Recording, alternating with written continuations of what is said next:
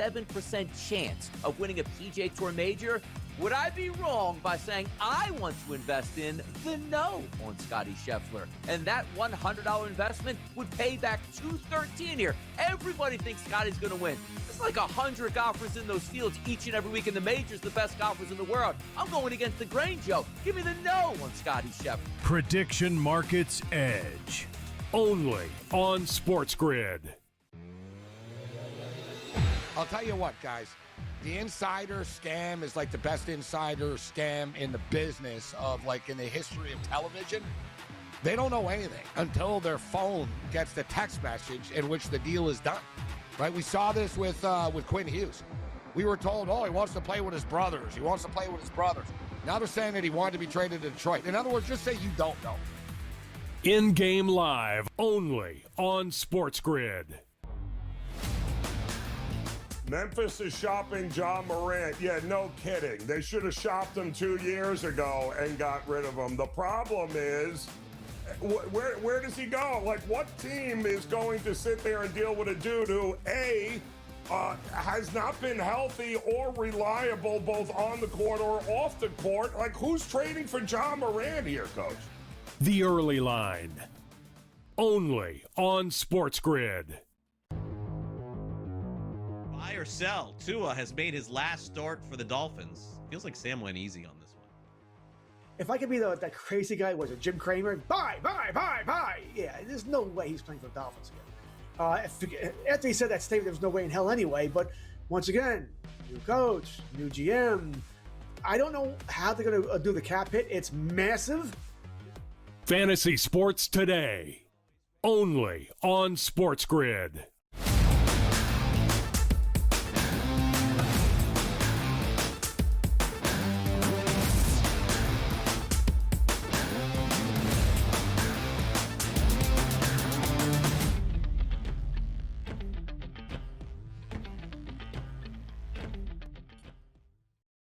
Hour number 2 officially underway right here on the Early Line. SportsGrid Network Football Friday. Big time action on Sunday. AFC Championship game, NFC Championship game. Huge college basketball slate on Saturday. And the NBA to tip it off as well. A lot to look forward to. A lot to get to, Joe, in hour number 2.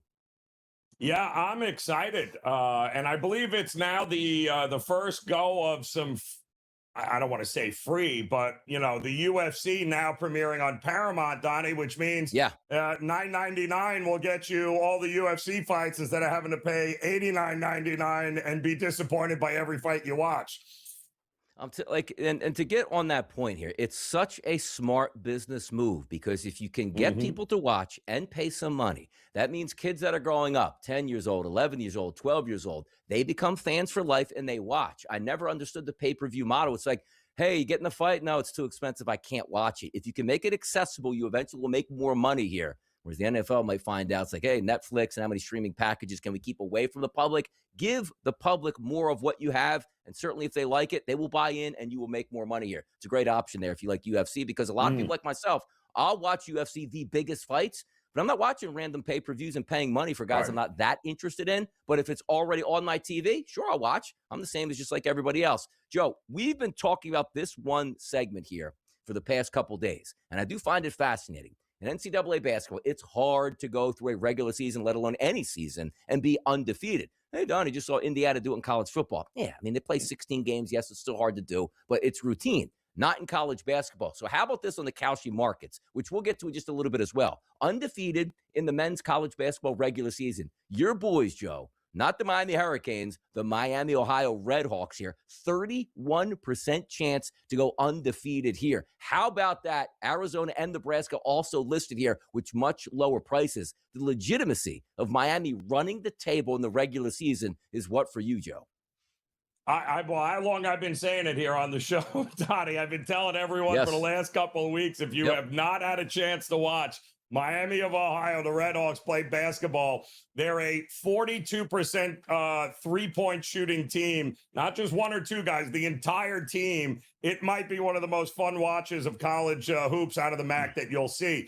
This all comes down to scheduling, Donnie. They've already beaten all the good teams in the MAC that they were going to face. They've got one more coming up, I think February 2nd or 3rd against Buffalo, which took them to overtime. The last time they played last week, they'll have another crack at them in the final week of the regular season. That's the only real game that's standing in their way. So that's why they're priced where they are. Of course, listen, Arizona's the number 1 team in the country. Nebraska's number 10, somewhere in there. The schedule for those two teams gets brutal as we go down the stretch here. Oh, of course it does. It's so. First of all, it's so hard to win games on the road in big conference play. It's like you just see every team does well at home and struggles on the road. There's a reason to that. Home court advantage is a thing. I'm just interested to see that Miami of Ohio, where those MAC teams taking it as if they're Super Bowl when they play Miami of Ohio to try to knock them off and give them a defeat. So it's a good topic because most people say, yeah, Arizona expected, Nebraska. Well, that's kind of wild, but Miami, Ohio running the table. That's something to have here. And the joke always, too, is they'll run the table in the regular season, as you said, get knocked out round 1 in the MAC tournament, and then they're up for discussion of should they actually be in when they'll be 29-1 or 30-1 at that point. It's crazy times here in college basketball. That's a fun topic, certainly, that we can look at. The rest of the early lineup starts with Jesse Minter. He's getting the head coaching job for the Baltimore Ravens. They're going defense here with Minter, another Harbaugh-type protege, winds up there in Baltimore. Yeah, I mean, listen, he was, 31 when he started as kind of like the assistant to the assistant of the defensive backs. He did coach 4 years at Baltimore under Harbaugh, 2017 through 2020. Then he went to college, if you recall. Then he went to his brother out west. He was at Michigan. Then he went to the Chargers, and now it's come full circle, 42 years old. And they love him in this organization. And the Ravens, if nothing else, Donnie, have been an organization that, they keep it from within. They keep loyalty very close. And he has been nothing but one of them. They consider him a lifelong Raven since he started his career there. It feels like if they have their way, he'll be there until the end of his career as well. FBI opening an investigation into Jim Irsay's death here. Died at 65 in California. And also, we've known for a long time he did have some substance abuse issue problems here, but also pain pills and ketamine were thought to be involved, and maybe a doctor staying in that hotel that was treating him. FBI is getting involved in this one. Yeah, I'm wondering what took so long. The problem was, Donnie, if I'm reading into it, is they didn't do an autopsy. There was a lot of very strange things that led to this investigation, but ultimately, I hope they have a much better, they come to a conclusion sooner rather than later for everybody involved in this. Mackenzie Gore on the road now to Texas. He gets traded away from the Washington Nationals, 5-15 last year, 4.17 ERA. Tries to make a better go and at least has an environment he could possibly win here. Crafty left-handed pitcher. He's got a lot of talent. We'll see if he can put it together in Texas. Yeah, I love the move. I really do. I think this is fantastic for Mackenzie Gore. I think it's also great now for the Texas Rangers. They didn't have to give up a whole lot outside of, future guys in the minors that who knows if they're going to work out or not. And listen, they're only a couple of years removed from a championship here, right? If they can get a healthy DeGrom, Nathan Eovaldi, and now Gore, that's a pretty good starting rotation there, Donnie, for the Rangers. Newsflash, Anthony Davis, his agent, says he would like his client to be traded. I don't know to who, for what, when you want him, and also, is he ever going to play for that said team that you want him to get traded to? Welcome to the turning tides of Anthony Davis. Yeah, well, Anthony, I would like the next 6 Powerball numbers, but I don't think that's happening either. So, we can wish all we want, but the reality is you're too much at this point in your career with your history of injuries. And we can't even reevaluate you for another 5 weeks, apparently. What are we trading for exactly, Donnie? Is there enough upside? I don't think so. No, I don't think so. What's the upside on Sharon Moore going to court at this point? But have we no shame? Sometimes, we as a society that you can just admit your faults and your mistakes and try to move on. Sharon Moore is basically telling the courts, I didn't do anything wrong whatsoever. I didn't embarrass myself, my family, my wife, or my university. Drop every single thing you have against me here in court. Well, love these lawyers, man. They'll bill for it, too. They have receipts. What are you doing here? It just seems like a giant waste of better save the money because you ain't going back into coaching. Even if you get out of this situation, you ain't going back into coaching. So less on the lawyers and just, admit the faults and move on here. It just seems ridiculous at this point. Yeah, like you said, like you get the plea deals. Like, okay, I admit I was guilty. We'll drop the sentence a little bit, but you'll admit guilt and move on. We never do that. Like, I always get a kick out of Joe. It's like, okay, we have you on tape as a murder suspect pulling the trigger of a gun, and then you plead here not guilty in court in front of us. I don't know how it's done, but just the way the legal system is set up at this point. But I do find it funny. Like, the wife is there, everybody's smiling, having a good time, when you just should have ruined your life here. And maybe he did at this point. Maybe Susan gets his job back at Michigan to be a head coach anytime soon. Who knows? 2026 Olympics, Joe, they're getting closer and closer here in the winter. Vaughn, Kim, Schifrin headline the ski team, which looks to be a stacked deck right now. Yeah, well, the Winter Olympics, there's always a few sports, right, that we expect to do well, right? And this is absolutely one of them here. So, yeah, we got, we should have a pretty good handle on most medals here. I think that's a market we need to look in moving forward as well, Donnie, for the Olympics. By the way, Lindsey Vonn, retires and out of nowhere comes back as the best skier in the world. Tells you how much talent she's got, man. Goodness. Well, it tells you how much skiing she's still doing as well. So kudos. Naomi Osaka, very unhappy with some hijinks on the court yesterday. Put her opponent away and then went to the podium and put her opponent away again. Listen, I'm all for yelling and screaming and all of that good stuff in tennis. It's what got everyone interested with McEnroe. Hopefully we get more of that in tennis. You know what else we need more of? Electromagnetic fields that cause damage to the soft tissue muscles. What are we talking about? Come back and find out.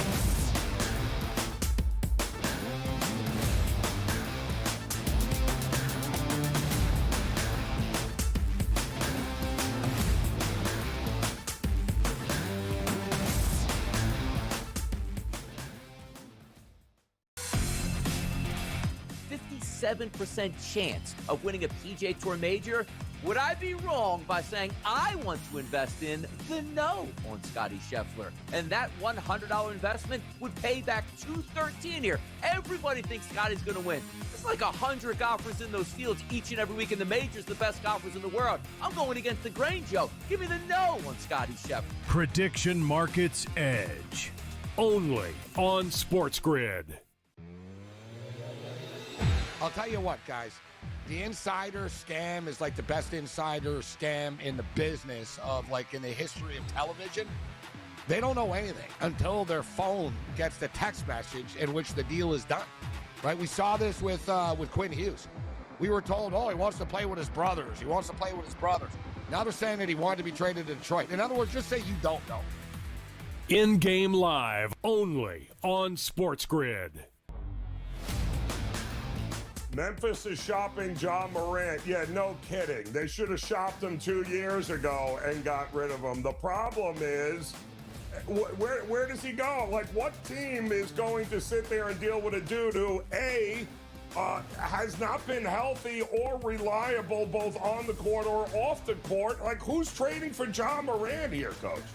The Early Line. Only on SportsGrid.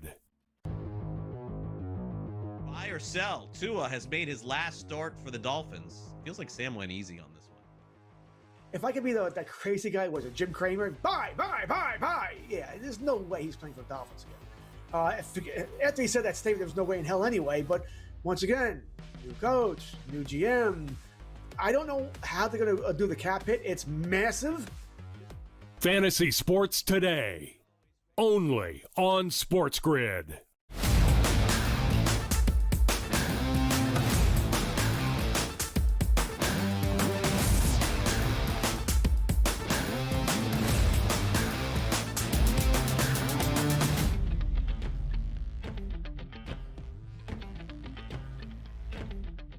You can hear the chants MVP. MVP. Well, now we actually have the MVP finalists here. 5 players in the NFL. Josh Allen, Trevor Lawrence, Christian McCaffrey, Matthew Stafford, and Drake May. You got 4 quarterbacks and 1 running back in there. Thoughts that Matthew Stafford now running away with it and should be the MVP, only to have Drake May in week 16 and 17 thought he was running away with it until that final game of the season where Matthew Stafford was allowed to sling a lot of touchdown passes and Drake May was running wide receiver plays inside the 5-yard line. Therefore, Stafford is the favorite. So I ask you this question right now, Joe. If you had a vote and you get to put it in for MVP, who's your MVP in the NFL? Definitely Matt Stafford, as far as I'm concerned. And yeah, I mean, listen, you can go back and forth, not taking anything away from the kind of season that Drake May had, but the reality is it was two different worlds, two different divisions, two different schedules. And Matt Stafford, when it mattered the most, delivered, and he did it against tougher competition. You can't get away from the lack of the strength of schedule for New England. Yeah, if you swap those guys, right, with strength of schedule, I'm not sure Drake May's even in the conversation.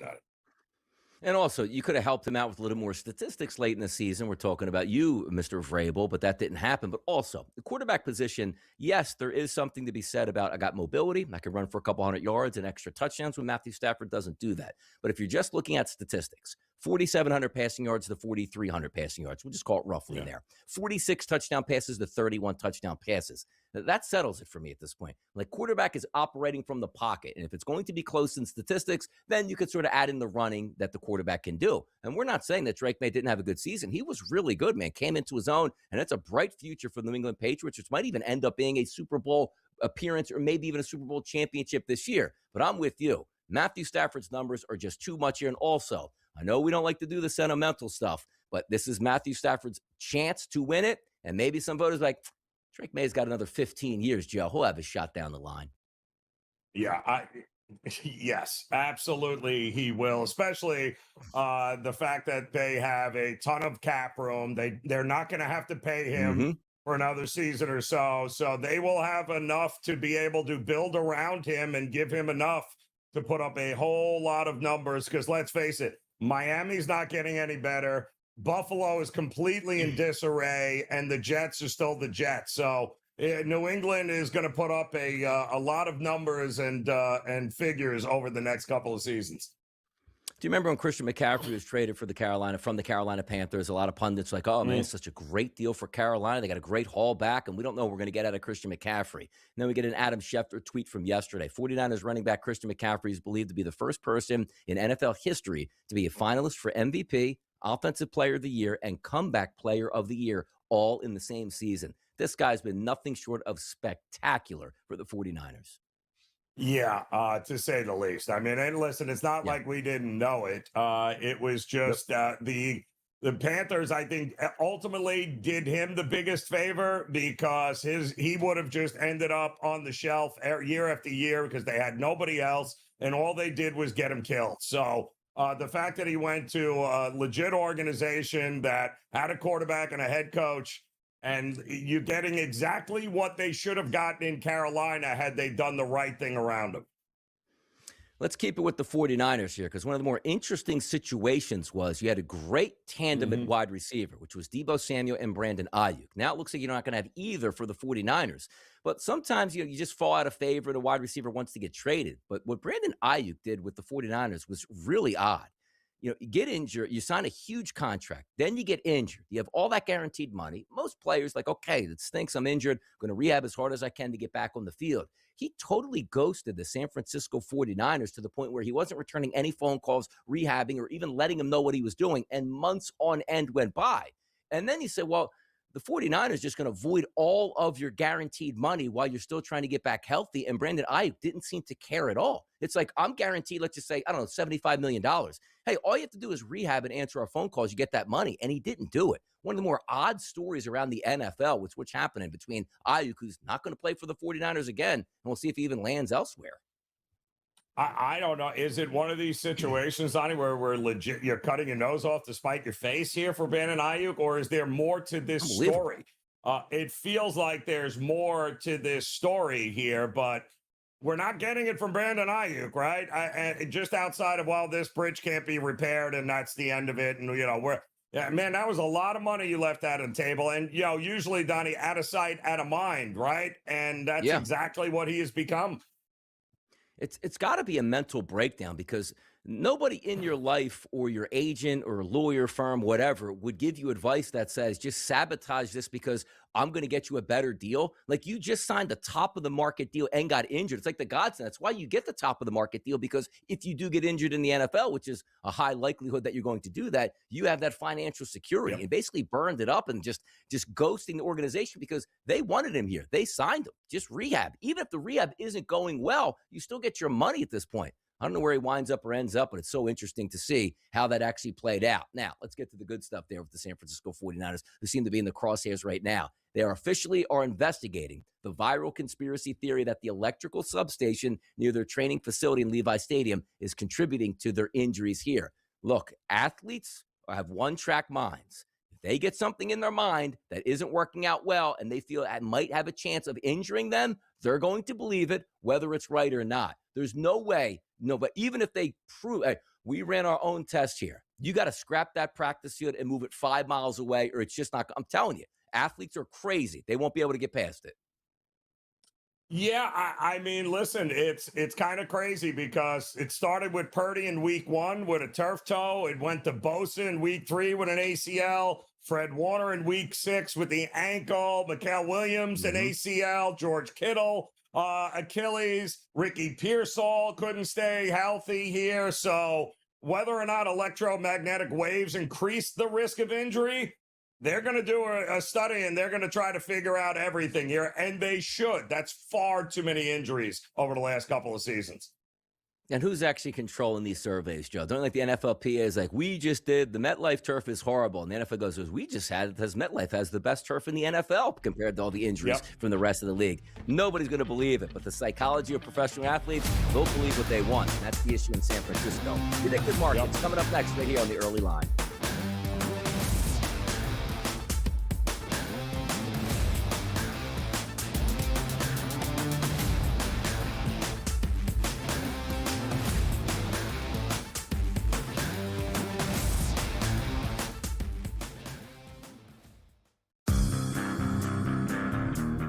Sure, you could say the punt block is a key play in the game. It was. It was. But the signature play of last night's game is the John Elway-esque diving sideways into the end zone. There's a picture of it right there. Yeah. To effectively win the national championship. That dude's a baller. The Craig Carton Show. Only on SportsGrid. I'll tell you what, guys. The insider scam is like the best insider scam in the business of, like, in the history of television. They don't know anything until their phone gets the text message in which the deal is done, right? We saw this with Quinn Hughes. We were told, he wants to play with his brothers. He wants to play with his brothers. Now they're saying that he wanted to be traded to Detroit. In other words, just say you don't know. In-game live, only on SportsGrid. Hold on a second, though. You believe that Mike McDaniel is not head coach caliber? No. There's a lot of evidence that says Cliff Kingsbury is not That's either. That's fine that you believe that. But here's the thing. There's more. Hold on a second. Hang on, go ahead. Mike McDaniel has a better resume than Cliff Kingsbury. He does on paper, but he's not a locker room guy. Well, is Cliff? Game time decisions. Only on SportsGrid. While Charlie Baker of the NCAA has planted his flag, he wants to see the end of prediction markets, and of course is a little bit nervous with all of the different stories that we've heard surrounding sports betting allegations of some folks being corrupt out there and maybe some point shaving. It does make some sense here. I just wonder which of the sports betting operators are going to stand with the NCAA. Newswire. Only on SportsGrid.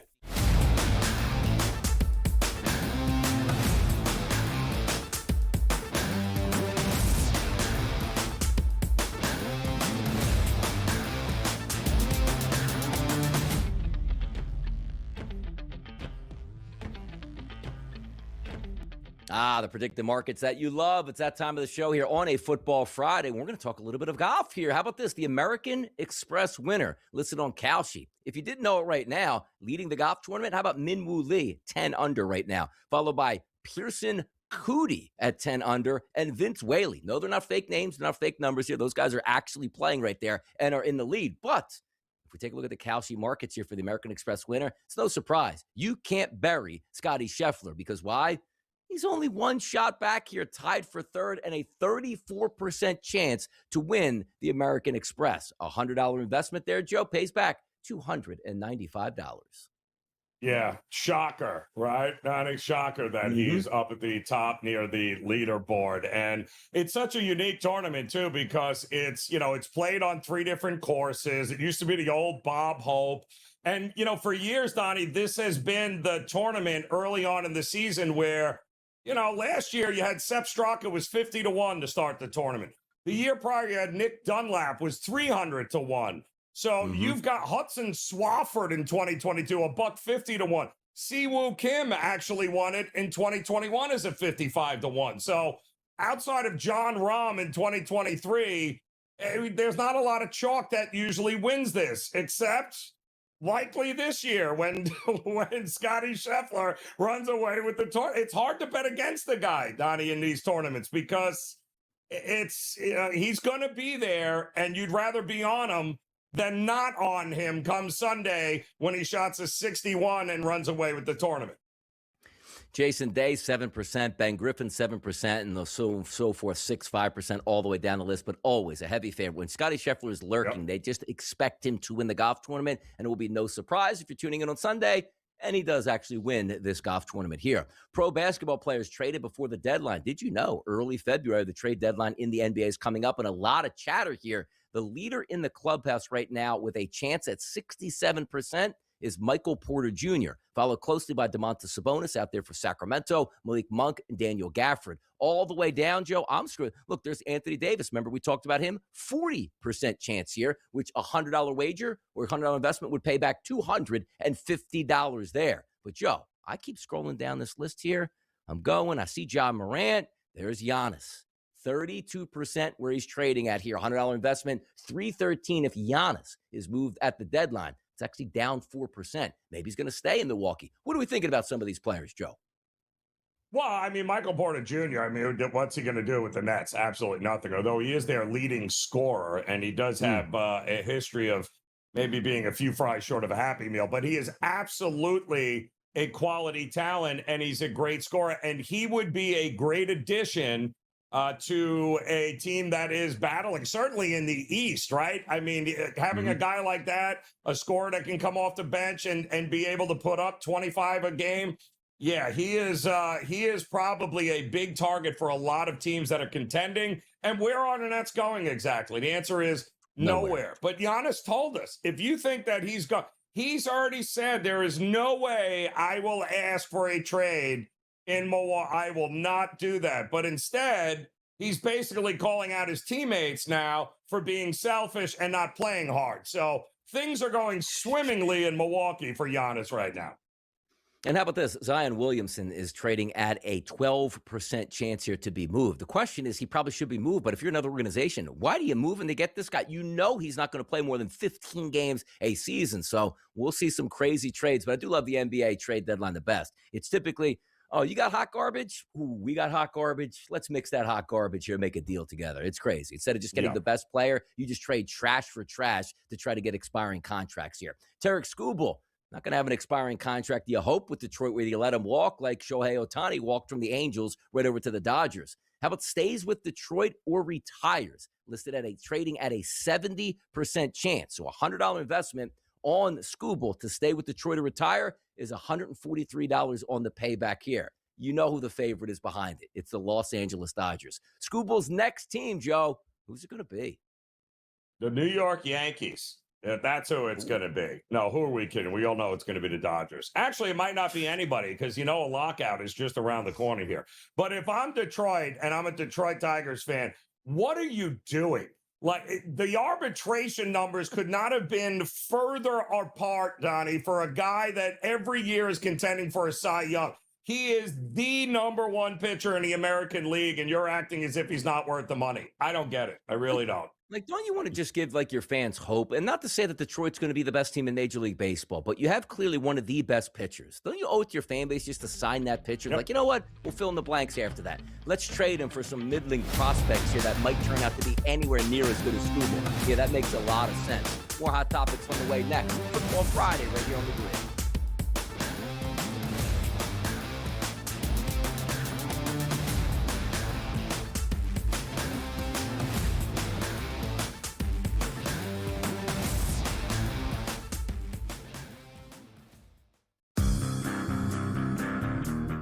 Sure, you could say the punt block is a key play in the game. It was. It was. But the signature play of last night's game is the John Elway-esque diving sideways into the end zone. There's a picture of it right there. Yeah. To effectively win the national championship. That dude's a baller. The Craig Carton Show. Only on SportsGrid. I'll tell you what, guys. The insider scam is like the best insider scam in the business of, like, in the history of television. They don't know anything until their phone gets the text message in which the deal is done. Right? We saw this with Quinn Hughes. We were told, oh, he wants to play with his brothers. He wants to play with his brothers. Now they're saying that he wanted to be traded to Detroit. In other words, just say you don't know. In-game live only on SportsGrid. Hold on a second, though. You believe that Mike McDaniel is not head coach caliber? No. There's a lot of evidence that says Cliff Kingsbury is not That's either. fine that you believe that. But here's the thing. There's more. Hold on a second. Hang on, go ahead. Mike McDaniel has a better resume than Cliff Kingsbury. He does on paper, but he's not a locker room guy. Well, is Cliff? Game time decisions. Only on SportsGrid. Meanwhile, Charlie Baker of the NCAA has planted his flag. He wants to see the end of prediction markets, and of course is a little bit nervous with all of the different stories that we've heard surrounding sports betting allegations of some folks being corrupt out there and maybe some point shaving. It does make some sense here. I just wonder which of the sports betting operators are going to stand with the NCAA. Newswire. Only on SportsGrid.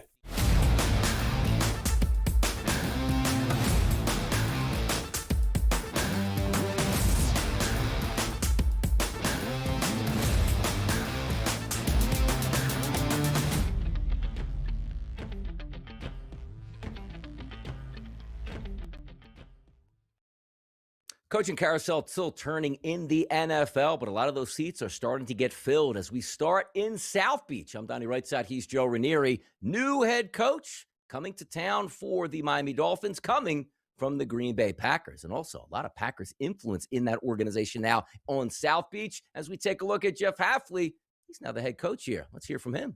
I've kind of had the core beliefs which we're going to instill in this football team, into the players and into this organization. And the first one is trust. And a lot of people use that word lightly. I don't. And I think right now in the world we live in, a lot of people are slow to trust. It might be you, it might be the players.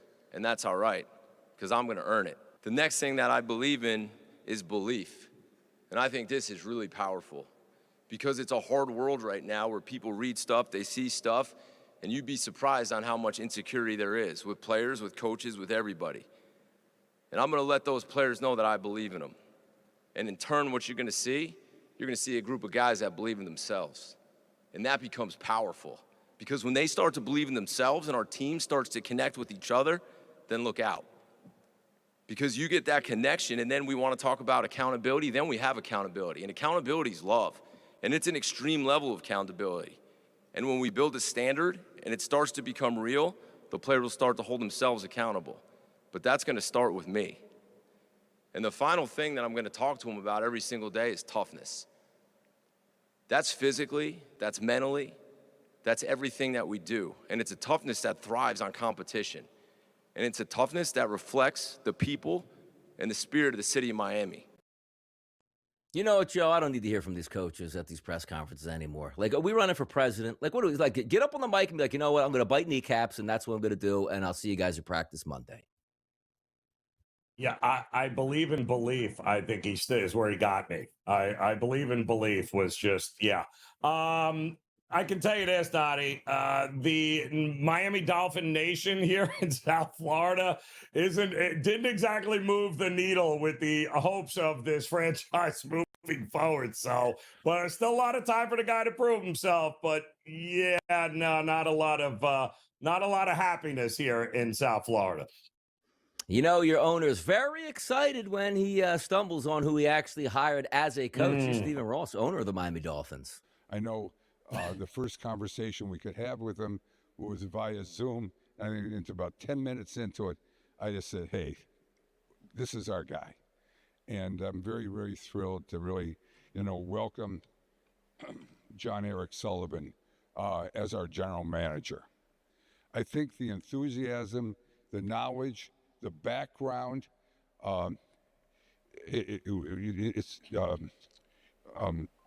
Jeff stood out amongst them all. I mean, yeah, it's like he knew right away because he probably couldn't stay awake for more than 10 minutes. Like, you know what? Just hire this guy. I can't stay on this call anymore.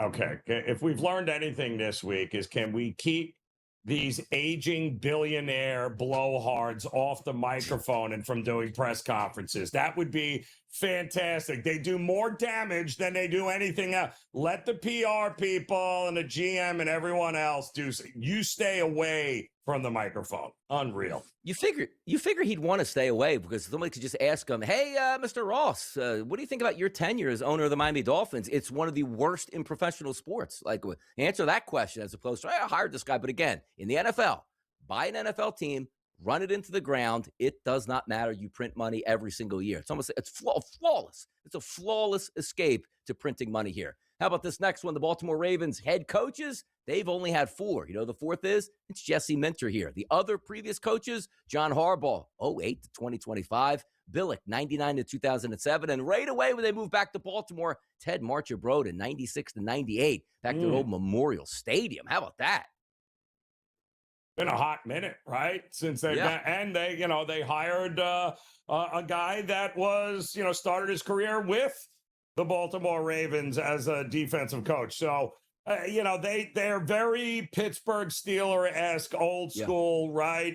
They don't overreact. They don't want a ton of coaches. They don't want to be the Raiders. They don't want revolving doors. They want to get the hire right the first time, which is why it took them so long to be able to even go ahead and find the right guy. The Giants knew they had the right guy. They went out and got him. The Ravens took their time. It's interesting, too. Like, you get rid of John Harbaugh, you fire him. He lands right away with the Giants. They're thrilled he got there. And he hired Jesse Minter. I'm not saying Jesse Minter can't be a good coach. He seems like he is a good coach. But when you see, like, the hires, like, okay, we got Minter in town, we're going to win. It's like, you just had one of the better coaches in the NFL in Harbaugh, and you let him go. And if this doesn't work out, I don't even know what doesn't work out means, because it's not as if, like, Harbaugh is winning championships every single year. It's been some time.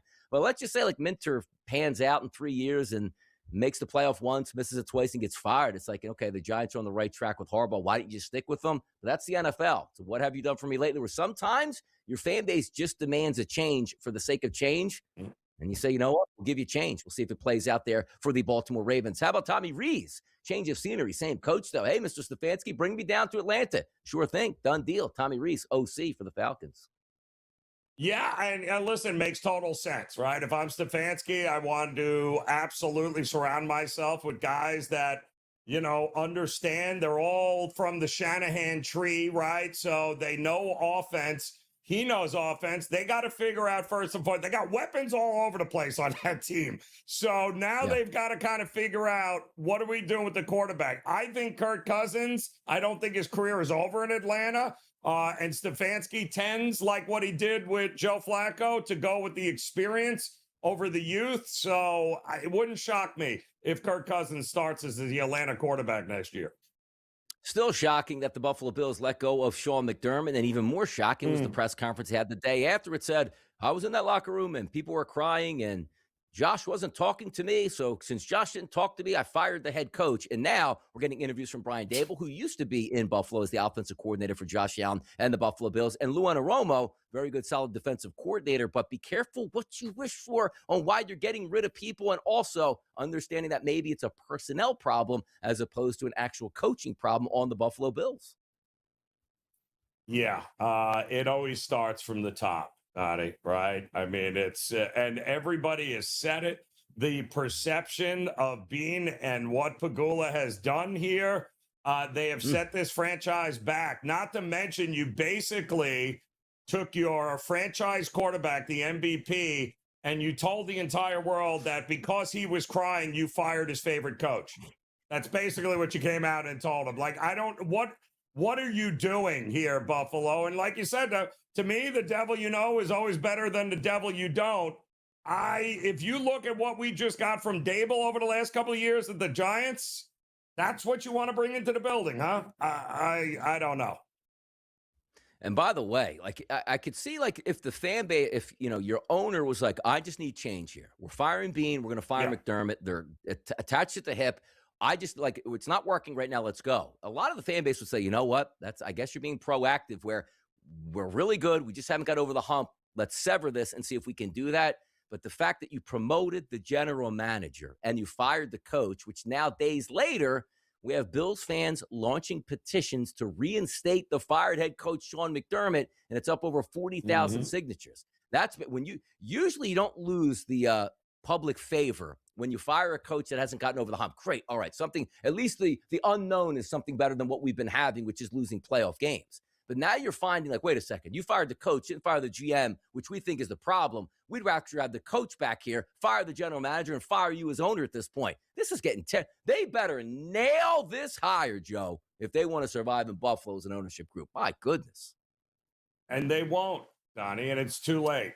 You basically promoted a guy that came in with the coach you just fired and has exactly the same shortcomings in the postseason as the coach you just fired, only you promoted this guy and you fired the coach. The guy that's responsible for the lack of players, you kept him and promoted him. Failing up, that's what we do. Let's get to the NBA next. Coach JY is the gold right here on the early line.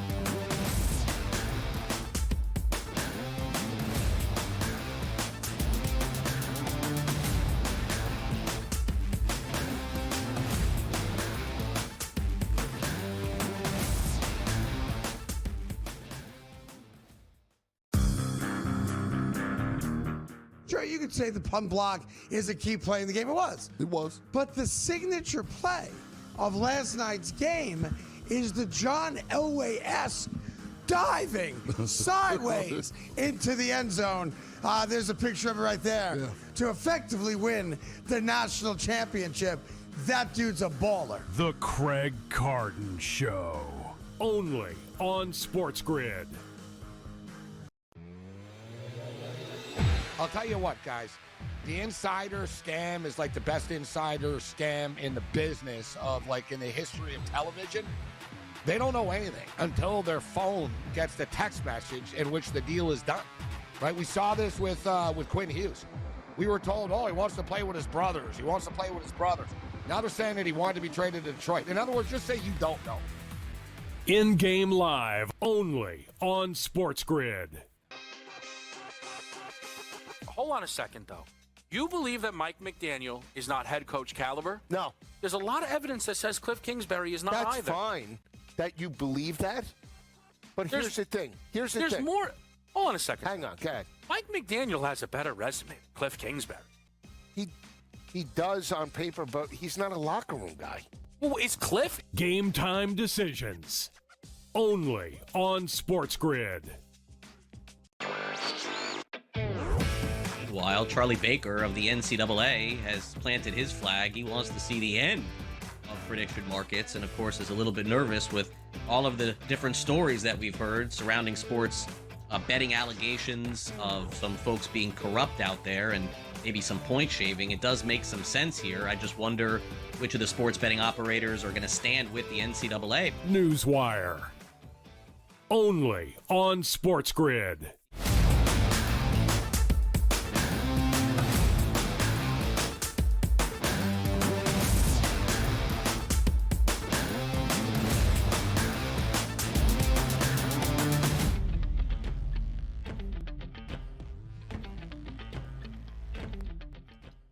Right back on the early line. Yes, it is a football Friday, but my goodness, when we take time out of our show to bring the coach in, which we will in just a few moments to talk NBA action, sometimes it's even more hot off the court than it is on the court at this point. It's your boy DRS, Joe Raniero. Let's welcome in the Coach James Young, because we got to get to it, Coach.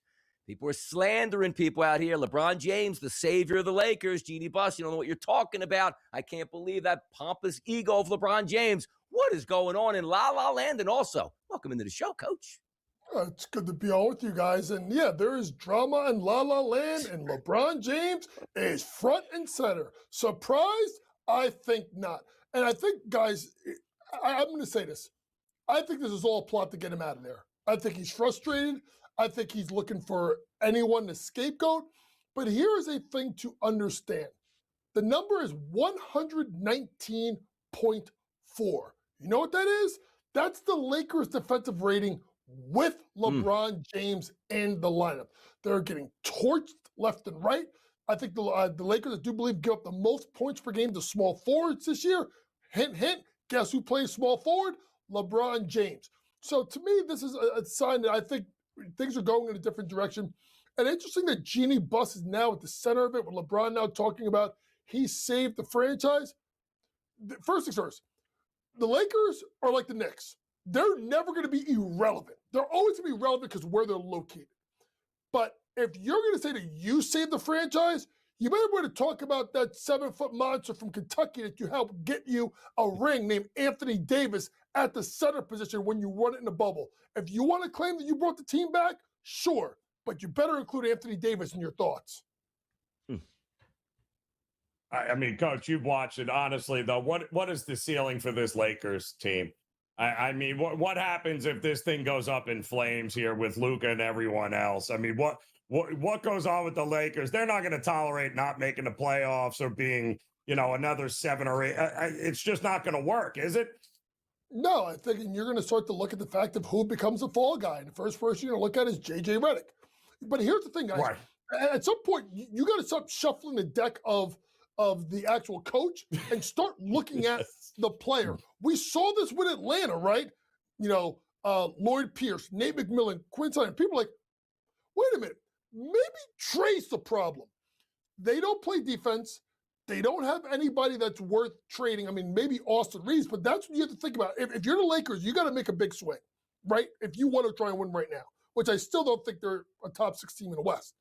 But if you swing, you're either trading LeBron or Austin Reeves. So now you have to think about this. What do you value winning just this year? If it's just this year, sure, trade Austin Reeves, you can get more back than LeBron. Or do you trade LeBron and think about the long-term ramifications by putting that backcourt of Austin Reeves and Luka Doncic together? Something tells me it's behind door number 2, and I will not be shocked if LeBron is gone by the trade deadline. And that trade deadline is coming up, Coach, but also maybe the biggest fish in the pond is Giannis Antetokounmpo. We've heard now for almost basically a year that he wants out. He doesn't want out. He's demanding a trade. He's not demanding a trade. They're frustrated with him. He's frustrated with them. They want them to make a trade to make them better. He might want out of town. Coach, what is the latest on Giannis and also the chances that he moves at the deadline or even moves on at all from Milwaukee? Guys, I was at a point where I thought that it was going to happen after the season. But, guys, the way they're playing, here's another team. What do they have that's tradable? Miles Turner is basically a more expensive Brook Lopez. Kevin Porter Jr. can't stay healthy. Kyle Kuzma plays on defense. Doc Rivers, don't get me started. So to me at that point, if you got no tradable assets, you have to look at this. And this is the big part that I've always said on this network for the last 4 years since I started. You either are winning or you're rebuilding. The worst thing you can be is a team stuck in the middle. And that's what Milwaukee is. And the problem is Giannis doesn't want to be the bad guy. He wants to probably live in Milwaukee after he retires. He wants to go out in his white horse. No, boom. I say the heck with that. Giannis, go Hollywood Hulk Hogan. Go, black and white and just go for it. And sell them out, throw them all under the bus. The only thing I'm going to say to you is, if you get traded, I don't know if a team's going to take your 2 brothers. Honeymoon over with Carl Anthony Towns, coach. What's the Uh-oh, deal no. here? Already? What are we doing? What are You we know doing? what? You know what? At some Already? point, I knew this was coming. Brunson to the Sixers? What do we got? You guys give me. You guys. There's reports. Obviously, Dallas. You talking about Memphis, guys? There's been talks. Michael Scott, I think, is one of the guys that was been reporting this as well in regard to the fact of being a possible trade for Karl Anthony Towns. They look disjointed a little bit in how they play. There's nothing ever run between Brunson and Cat. It's almost like one or the other. If you're moving one, you're definitely not moving Brunson because he's the king of New York right now. So where can you look to go? Yes, Giannis would be the pipe. That's the dream. Everyone wants it. New York wants it. Milwaukee probably doesn't want it because you have to send Cat to a third team. But there's other plays that are intriguing. Jerry Jackson Jr. is very intriguing. He's not as good as Cat, but he doesn't demand the ball like him, and he's better rim protector and doesn't fall all over the floor. There's an interesting one that came out a couple of days ago about possibly Orlando, and I want people to think about this. If you can move Cat, and you're bringing in someone like a Jalen Suggs, and you're bringing in a Wendell Carter Jr., that becomes the one I would want. Why? The Knicks' defensive point of attack comes much better because Brunson's not a real high caliber defensive guard. But then you bring Wendell Carter Jr., who's basically like a Cat-like, but makes way less money and a better rim protector.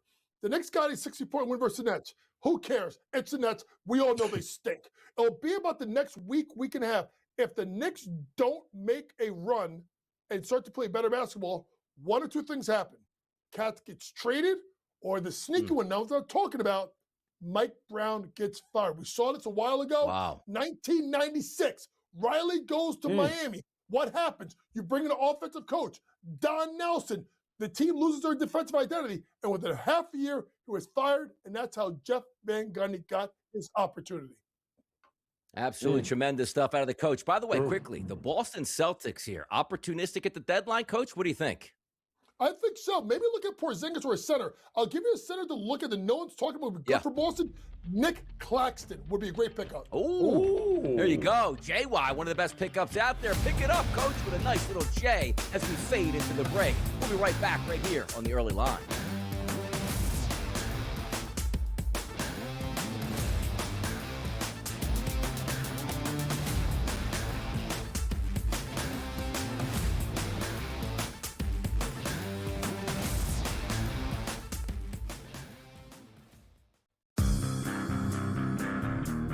Sure, you could say the punt block is a key play in the game. It was. It was. But the signature play of last night's game is the John Elway-esque diving sideways into the end zone.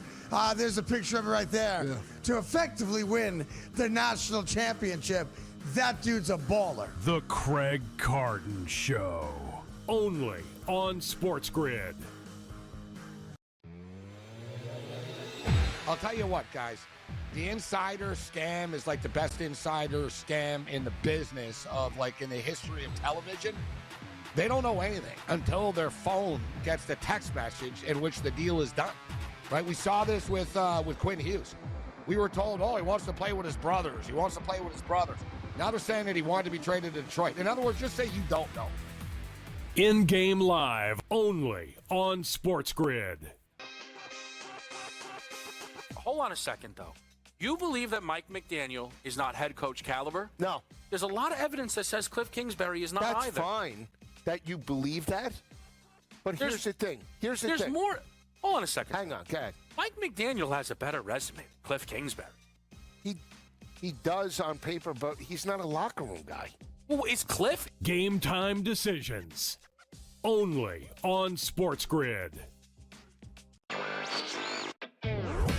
Meanwhile, Charlie Baker of the NCAA has planted his flag. He wants to see the end of prediction markets, and of course is a little bit nervous with all of the different stories that we've heard surrounding sports betting allegations of some folks being corrupt out there and maybe some point shaving. It does make some sense here. I just wonder which of the sports betting operators are going to stand with the NCAA. Newswire.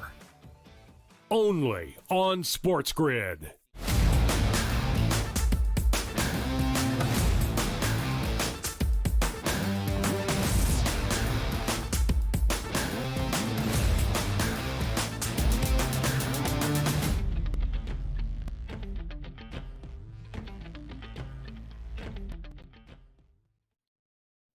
Snowstorm coming to the Northeast. No better time to talk a little hot stove action. And it's kind of hot here in Philadelphia because Bo Bichette should have had an introductory press conference with the Philadelphia Phillies, but he's having it with the New York Mets. Let's hear from Bo Bichette. Yeah, so it's very exciting to be here. This has been an exciting time for me. A lot of, several conversations with teams, several good conversations, but with a lot of prayer and conversations with my family and my agents and even some friends, came to the conclusion that it was very obvious that I wanted to be a Met. Mr. Cohen and David have put together an organization that is looking to win every single year, has an opportunity to win a World Series every single year, and a roster that backs that up. And it's very exciting to be a part of the city, one of the best cities in the world, maybe the best city in the world. Fans, some of the best fans in the world, and all of that is something I've always wanted to be a part of. So excited to be here and excited to be a Met. Yeah, the Phillies avoided a disaster there. Man, that guy would not be able to hang in South Philadelphia. So good on him for signing with New York. Never would have made it here, Joe. Never.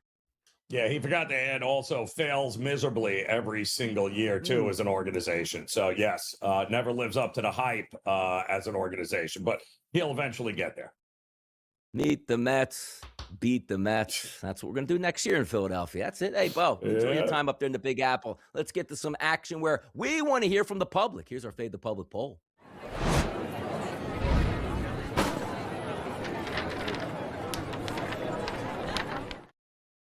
Course correction on this question that we were asking the people today at SportsGrid on X. Which underdog are you taking in the NFL's championship round matchups? Initially, we asked you if you want to take the Broncos to +4.5 or -2.5 for the Seahawks. We quickly changed that back to where it's more appropriate. You see that graph? Who are you taking this week, Joe? Rams or the Broncos? The public, they are all over the Rams at 53%. How about that? Wow, public. Impressive. Not buying the Sam Darnold train here, huh? I'd like to say I disagree with them. I don't. But I tend to think that maybe it's just too many points also. I think a total might be in play for this game. Oh, we're going to have some fun this weekend watching those games play out here on on Sunday. 2 games there, AFC Championship game, NFC Championship game. But before we get there, got to get the people some cash out here. Here's our buy bets for a Friday.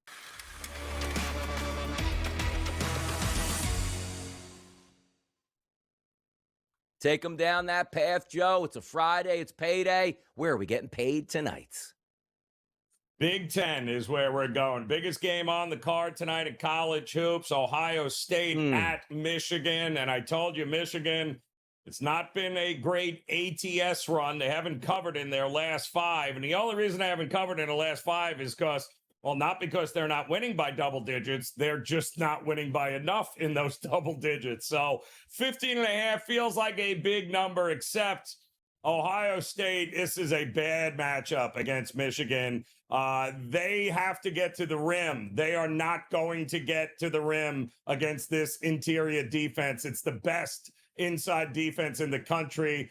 Michigan is going to own the paint. They have enough size to be able to make the 2 best scorers on Ohio State miserable. If there is ever a team Michigan will get back to stepping on and not taking their foot off the gas, yeah, it's going to be Ohio State. Expect them to win by 20+ tonight, Donnie. This is blowout city. I'll back Michigan and lay to 15.5. Blowout city last night at the Philadelphia 76ers, getting some points at home. Go to overtime and take down the Houston Rockets for a W from me. And I'm looking to go back to the association today on a Friday. Phoenix Suns taking on the Atlanta Hawks in Atlanta. This line overnight was around 3.5 as a favorite towards the road team, Phoenix Suns. Now we're actually seeing 2.5s in the marketplace. I grabbed the 3.5 tonight. The underdog Atlanta Hawks only getting 25% of the tickets early on a Friday morning. Nobody wants to take the Atlanta Hawks, but you know what? Your boy DRS, he's going to take on the Atlanta Hawks. That sounds like 2 basketball games show tonight to go 2-0 on a Friday. Yeah, and listen, the Hawks are starting to figure it out. Don't forget, they added 2 new pieces with that trade of Trae Young, right? McCollum slotting in very good. Corey Kispert also starting to make his presence felt here, and they still don't have Porzingis, so this could be a very dangerous Hawks team moving forward, Donnie. I'm with you. You know what else is dangerous? Watching us on Saturdays and Sundays on PME. Ooh. You know it. Prediction Markets Edge.